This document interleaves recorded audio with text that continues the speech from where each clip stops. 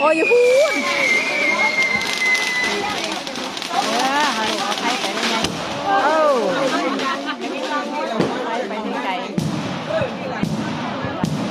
ขาเขาปวดไปแล้วมันแผล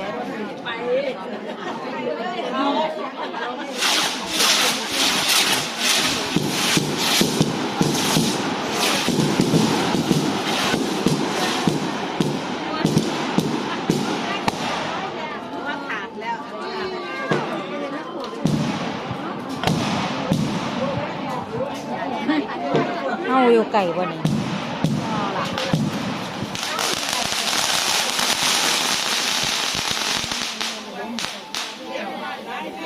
ทายอ่อนน้ำไปเด้อมันยังสุกเลยเจ็บขาเนาะ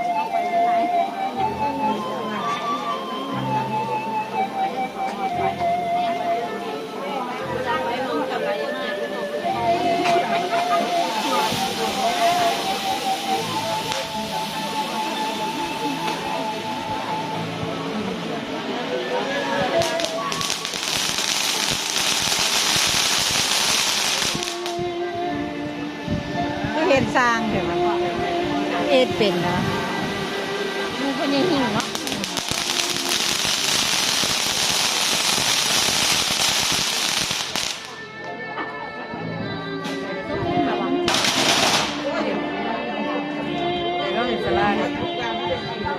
เขาหลวงหิ้ม